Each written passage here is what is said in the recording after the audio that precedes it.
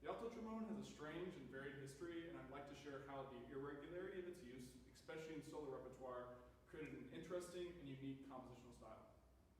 As a note, I will be using the terms sackbut and trombone interchangeably throughout this lecture, mainly because of my performance today on the modern trombone.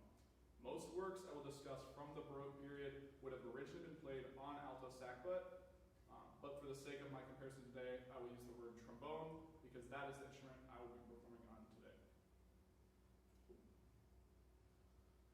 I plan to share information on the origins of the alto trombone, followed by a history of its soloistic use that led to the creation of 4 concerti in the late Baroque and early classical periods. Then I will discuss the new wave of alto trombone composition in the modern era and discuss how changes in equipment, knowledge, and modern performance practices have led to a varied writing for the instrument. In order to give an accurate picture of the differences between the Baroque and modern compositional practices involving the alto trombone, I will first seek to provide a brief synopsis of its history, as well as some other things because it is often not taught and misunderstood. Although the modern alto trombone is pitched in E flat, a fourth higher than the modern tenor and bass trombones, which are pitched in B flat, older altos appear to not have a consensus on keys. Many treatises from the Renaissance and through the classical period discuss the instrument as being pitched in D or F as well, with 2 mentions of B flat and a mention of E. Overall, the vast majority of keys are centered around E flat. All Germanic treatises, which for the purpose of this lecture is where all of the solo literature during the Baroque period was written, pitch the instrument in D. These come from 7 treatises. You can see them listed on the side. Those are the writers of the treatises that span from 1619 until 1802.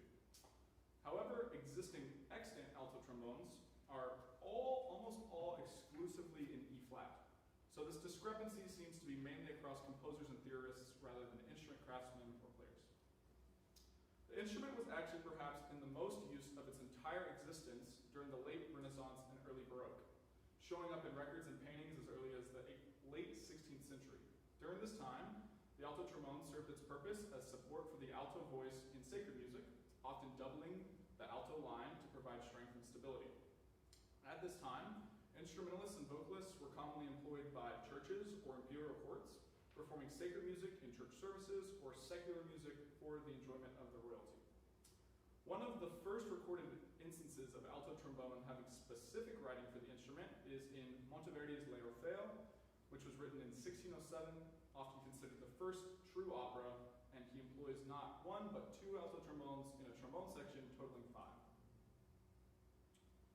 Treatises that discuss the alto trombone from the time show that composers and players chose to use the alto trombone more as a necessity than a choice, as is more common today. Praetorius, in the 3rd volume of his music treatise Syntagma Musicum, provides numerous examples of when to use the alto trombone.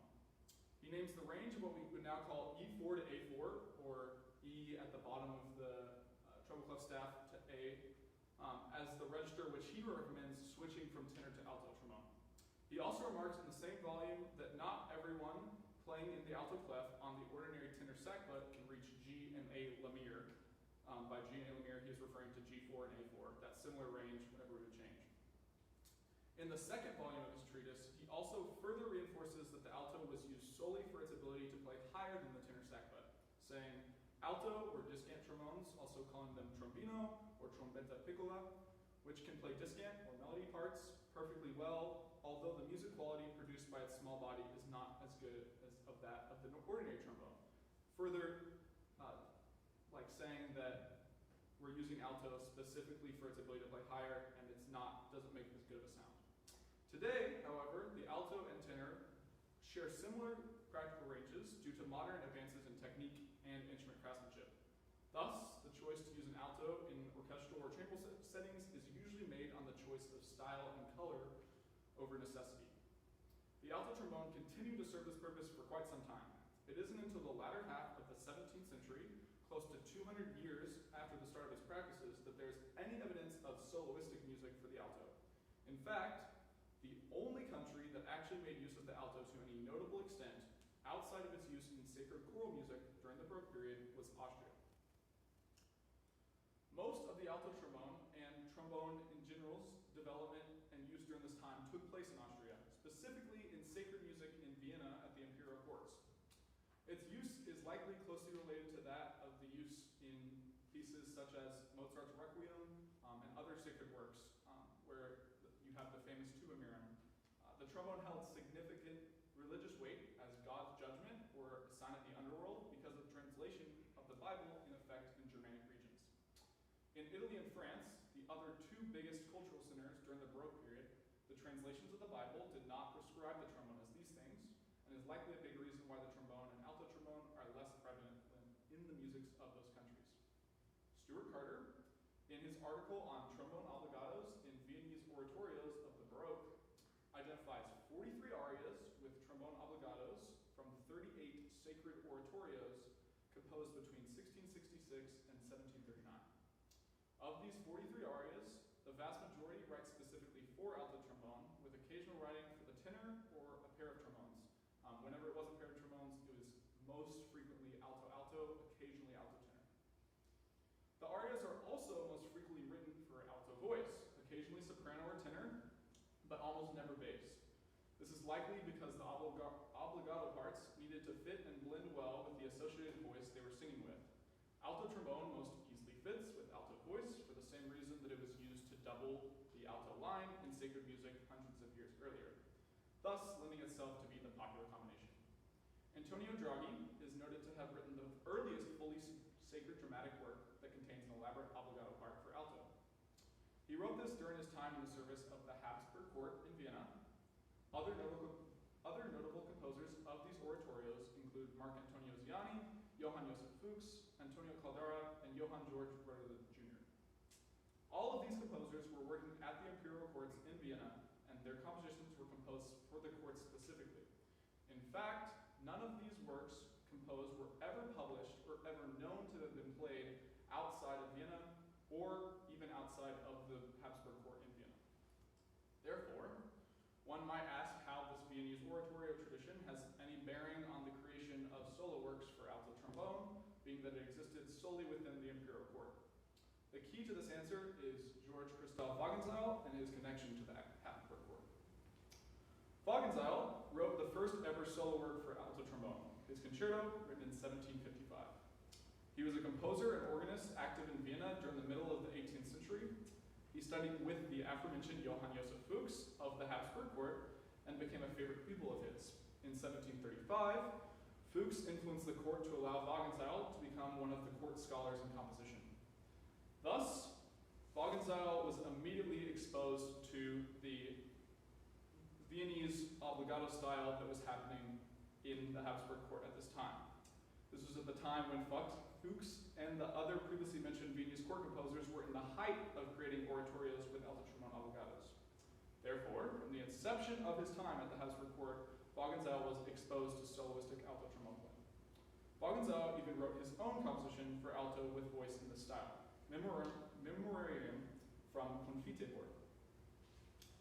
It is surprising then that it took 20 years past the end of creation of oratorios featuring alto trombone for a composer of the Habsburg court to write a solo explicitly for the alto trombone. His alto trombone concerto, however, is one of, if not the first, secular compositions for the instrument. Placed in the key of E flat, likely because of the key of the instrument, this work is separated into two movements. Interestingly, it does not follow the typical three-movement structure of many contemporary works, including the other three concerti written during this time, and instead follows a slow, fast movement layout. The cadenza also, interestingly, appears in the first movement. Compared against the other three concerti written during this time, this is perhaps the easiest from a technical perspective, which makes sense as it is the first of these compositions. This landmark composition paved the way for other secular trombone music in the coming decades. All four works created during this era, including the previously mentioned one by Wagenseil, were written by Austrian composers, with all four composers centered around imperial courts within Austria. They all were also written in the following decade and a half after the premiere of Wagenseil's concerto. The next two works that followed Wagenseil's concerto were both written by composers from Salzburg. Leopold Mozart's concerto for alto trombone was written in 1762, and Michael Haydn's concerto for alto trombone was written in 1764. They both are originally movements of larger works, serenadas and diva divertimientos, respectively, that have been separated and are now commonly performed with piano accompaniment as solo works. The only other original concerto from this time period is that by Johann Georg Augspurger, which was written in 1769. He is a Viennese composer and was active in the Viennese courts. All three of these composers would have known each other, all having worked in and around each other to some extent. For example, Michael Haydn and Augspurger were both classmates at St. Stephen's Cathedral in Vienna, and Haydn and Mozart later both worked together in Salzburg. How exactly these composers became aware of the alto trombone practices of Wagenseil and the Habsburg court in Vienna is somewhat vague and uncertain. It is known that there was a similar practice of florid trombone use in Salzburg around the same time as the courts in Vienna. Thomas Geschlatt is cited as perhaps the trombone virtuoso of the 18th century, having premiered works by both the Mozarts while playing in the courts in Salzburg. It is likely then that Haydn and Leopold Mozart wrote these works with Geschlatt in mind, and it makes sense that these works were movements out of larger works as opposed to the standalone concerti of Augspurger and Wagenseil, which was a practice that was only taking place in Vienna. These works are also the two most technical of the four early concerti, which further adds to the Geschlatt inspiration theory. It is possible that Augspurger could have influenced Haydn, which then influenced Mozart, because Haydn and Augspurger both later in their life were trading compositions even when they lived in Vienna and Salzburg. But I think the previous theory is a little more reasonable. Augspurger was the court organist in Vienna and served as the Kapellmeister of St. Stephen's Cathedral, so was obviously around the alto trombone obligato style, as well as perhaps experienced Wagenseil's concerto himself. Whether or not these things influenced Mozart or Haydn, they definitely had an impact on Augspurger in his own composition. After these performances in the late Baroque and early Classical period, however, all of these pieces were somewhat forgotten until the second half of the 20th century. Specifically, the Wagenseil Concerto was discovered in 1968 by Paul R. Ryan Jr., who was the former professor of trombone at Duke, while he was on research at the archives of the former residence of Bishop Karl Lichtenstein von Kasselborn in the Czech town of Kromneries. This came as part of a larger historical movement within classical music during the 60s and 70s that saw the beginnings of research and observation of what we now call performance practice. Soon after the discovery of this concerto, the Leopold Mozart, Michael Haydn, and Augspurger concerti were also discovered. Now I'm going to go play the Wagenseil, so I'm going to run back and grab Tatiana, and we will do that.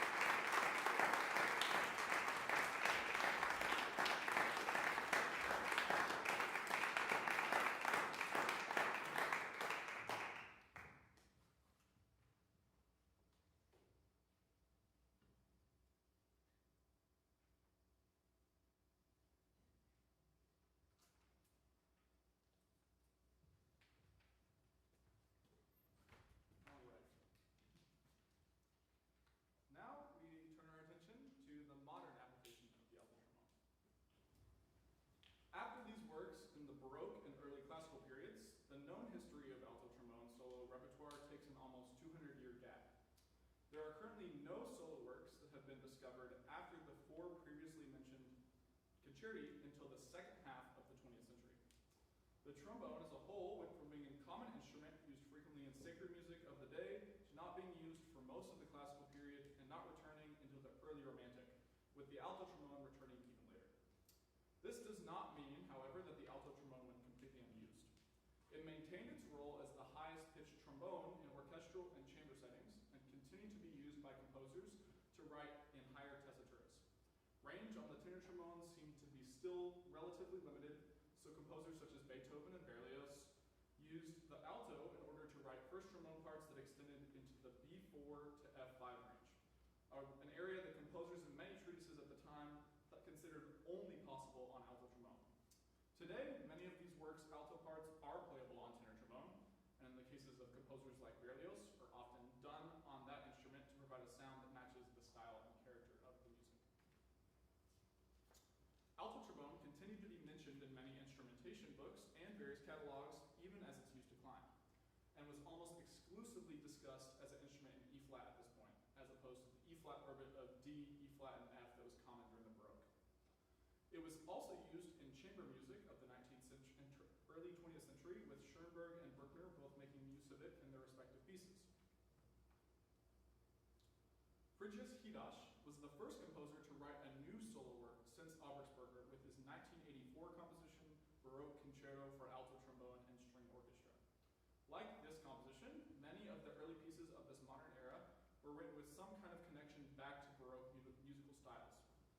Elizabeth Raum also paid homage in her work, Almost Concerto, which was written in a classical style and whose melody was based on incipits of 3 lost pieces from the Baroque. The incipits survive, they're about 2 measures long, and she fleshed them out into this full melody that she uses throughout the piece.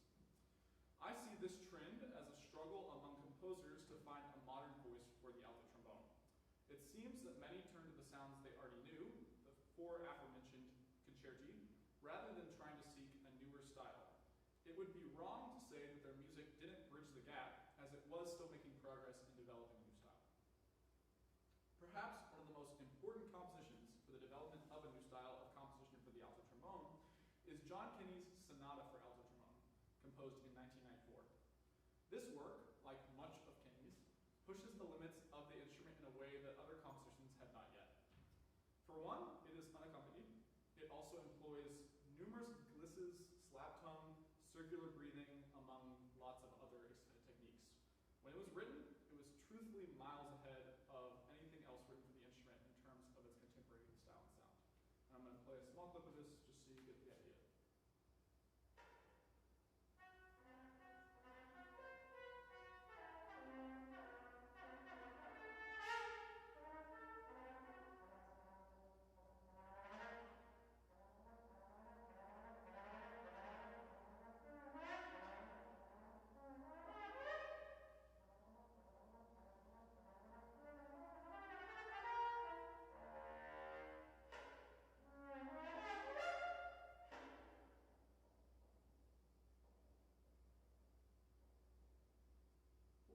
You get the idea. Very different than what I just played. All these pieces set the stage for the other work to be performed on this lecture recital, Eric Wazen's Palmetto Suite. This work was written for Ron Barron, who's the former principal trombone of the Boston Symphony, which he premiered on his landmark recording, The Return of the Alto Trombone, which came out in 2005. This album was important for the exact reason of its name. It continued the effort to reinstall the alto trombone into the musical landscape. This album mixed older pieces, including a recording of the Albertsburg Concerto, with newer composers writing newer works in newer styles, including a more avant-garde piece by Norman Bolter entitled Sky Dreams, and the aforementioned and soon-to-be-performed work by Recital. Palmetto Suite is inspired and reflects the beauty of the low country of the coastal region near Charleston, South Carolina. For today's performance of the piece, I will play only the second and third movement, entitled Low Country Sweetgrass and the Isle of Palms, respectively. I think it's a nice balance of the slow-fast, which you get in the Wagner style. This all brings us to the central question of this lecture recital. How has the compositional landscape of the alto trombone changed over the past 250 years? How did the long gap in known solo repertoire for the instrument affect its development? In answering these questions, I am trying to stay away practice-based answers such as modern extended techniques or ornamental practices of the Baroque, unless they pertain to the overall changes in composition.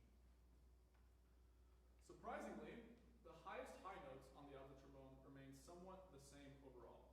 The biggest change has been in the use of the lower register in the newer era of alto trombone solo literature. If one were to look at the ranges of the four previously mentioned concerti from the Baroque, which I have put here, the lowest note amongst all of them is F3, which leaves a whole partial, essentially a whole sixth of the instrument, completely unused by any composer at the time. However, today, as is shown in the piece that I will soon perform, and you can see the range there, composers ask for the entirety of the range of the instrument, including the lower second partial. We go all the way down to B2. There are several reasons as to why the low register was not used as much in the past. For one, the instrument was likely worse than it is today. Even on the modern alto trombone, with all the technological advancements that have been made in instrument manufacturing since the Baroque period, the lower register is still weak and inconsistent in many instruments. The second partial of the instrument does not compare to the tenor trombone, where it is a good full sound, but instead more akin to the lower partials of higher brass instruments, where it is rarely used because of the difficulty to create a consistently strong and good sound. Also, treatises of the Baroque period show that many composers of the time, or at least those writing treatises that include info on the alto trombone, did not know that the alto trombone, or perhaps all trombones, had 7 positions, including a treatise by Robertson, one of the people who wrote the concerti, and instead discussed the trombone as having 6 positions. This would explain the use of notes only down to F3 in Augsburger and Haydn, and not past that, as in using E3, which is only playable in 7th position. That's the only position you can play it in. Potentially, this also explains the above discussion about the lack of second partial use, because without the connection of E3, because E3 can only be played in 7th position, many keys become unusable down that low, including the keys of the Leopold Mozart and Haydn, which are both in D. Overall, the purpose of the alto during the Baroque was to be an upper voice. In other words, it was used for its ability to play higher than the tenor trombone, rather than any timbral or musical reasons. Thus, the instrument played in the same range in the solo repertoire written for it. In today's compositional landscape, composers love to push the bounds of instruments and musicians. Thus, the entire possible range of an instrument likely will be used. Also, the choice to write for alto trombone is that of exploiting the unique color of the instrument, which composers have a better grasp on today. Long notes have also become more prevalent in the modern age of alto trombone, as can be seen in the floaty and relaxed second movement of Oasis' Palmetto Suite that I will perform. I would argue that there was a lack of longer duration notes across all solo literature during the Baroque period for several reasons. For one, shaping tools such as vibrato were not commonly used in the same way that they were used today. In the Baroque period, vibrato was considered an ornament and only used on special occasions instead of the more widely found vibrato that we have today. And thus, long notes would have felt very stagnant and boring to the listener and to the player. Even in continuo or bassline parts, they are usually very fast-paced and agile. Additionally, the music of the Baroque period, especially that of the 17th century, focused more on counterpoint, elegance, and ornamentation over long harmonic phrasing and flowing smooth lines that are seen in more modern music. Although the late Baroque and early classical periods were the first times that composers began to pay more attention to vertical harmony, ornamentation, and fluid passages dominated the style, neither of which support long-held notes. Something else that should be mentioned that has played a significant role in the alto trombone repertoire is its writing in solo literature in the modern era is trombone choir music. Increasingly over the past few decades, as trombone choirs have become more popular, composers have begun to use alto trombone as the top voice in the ensemble, mainly for its ability to play higher more easily than on tenor trombone. This essentially mirrors the exact reasoning discussed earlier of why alto was used during the Baroque period, except now the requirements of the high range of both instruments are greatly increased. One of the first trombone choir pieces to include alto trombone is Derek Bourgeois' Scherzo Funèbre, composed in 1983. This piece pushes and pushed back then. I can agree that it pushed me when I played it. The capabilities of the alto trombone player. Bourgeois writes harrowing lines that continue to ascend in pitch, class, and dynamic.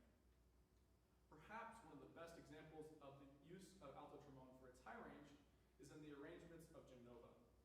Nova has created some of the most treacherously high alto trombone parts of all time in his arrangements of movie soundtracks.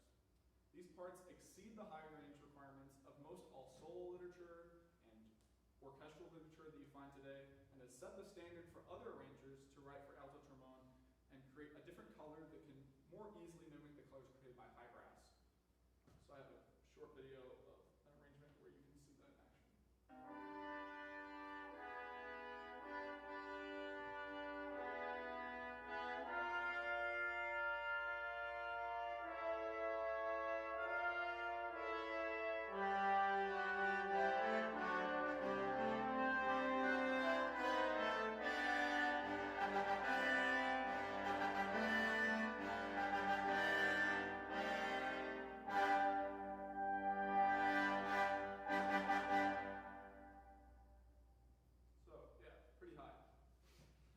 Other pieces that involve alto trombone in trombone choir settings include another composition by Derek Bourgeois, as well as compositions by Santiago Miquel Alarcon and Wim Bex. Writing for the alto trombone in trombone choir has impacted newer soloistic trombone writing. As well, the addition of the International Trombone Association's solo and ensemble competitions, including an alto trombone competition that began in 2009, has also encouraged more trombonists to both play alto at a high level as well as explore its repertoire. However, there is little new repertoire being written today for solo alto trombone with piano or orchestra. The forefront of developments in the composition of alto trombone are happening in the trombone choir world. Thus, pieces like Wim Bex's Resolution can be considered the most modern version of alto trombone writing today, and somewhat combine all of the ideas previously discussed: extended high range up to F5, lower range playing, as well as specific choices on color. Bex actually chooses to have the alto player switch to tenor halfway through the piece to achieve a different color, solidifying that it is used as an instrument for color today rather than a necessity as it once was. Andrew Markle, a composer with ties to Schwob, recently composed an alto trombone solo with trombone choir that pushes the envelope even further in his piece In Bloom. This is something that we premiered with a former alum last year. It contains extended mute work for the alto, potentially the largest range I have ever seen on an alto piece, going all the way from D2, which is like an octave and a half below what we saw in the Baroque period, all the way up to G5, and incredible technical challenges for the soloist. It seems that this format of composition may be the continuing legacy of alto trombone. Edwin Evans' discussion of the trombone family in his Method of Instrumentation from 1926 perhaps summarizes it best. It may be admitted, generally speaking, the tenor trombone is the best type of instrument, but the unfortunate result is that all players affect it to the exclusion of the others. Its use is so prevalent that it has become unsafe to write even for the bass in alto trombone, as there is no certainty of its being present. The outcome of it is all to degrade the instrument. For while composers are uncertain how their trombone parts are to be written, they naturally arrange matters to suit any event, and accordingly we find the trombone doubling the bass and having other servile work instead of having pure and independent parts on their own.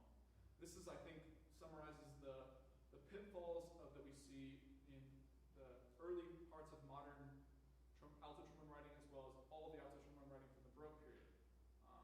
That it didn't really have writing, and it just kind of doubled the voice and did what it needed to do to support the tenor. And it's what composers like Andrew Markle, Wim Bex, Eric Wazen, I think are all doing a great job of breaking the norm, writing interesting trombone parts that are idiomatic and unique, and that push the instrument in a different way.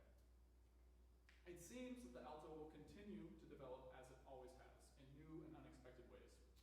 Only time will tell how its new uses will influence the writing and development of the instrument. Before I play this last piece, the Oasin, I want to thank a few people. Firstly, I want to give a special thanks to Will Kimball for his database of alto trombone images, writing, and history. For without it, I would have found staggeringly less information on the alto trombone with staggeringly more time spent. If you have any interest in alto trombone history or trombone history in general, I recommend you check out his website. It's full of lots of information and lots of resources that you can go to find even more. I would also like to thank Tatiana for her wonderful collaborative piano work. It's always a pleasure to play with her. Thank you to my family and friends for their continuous support of my efforts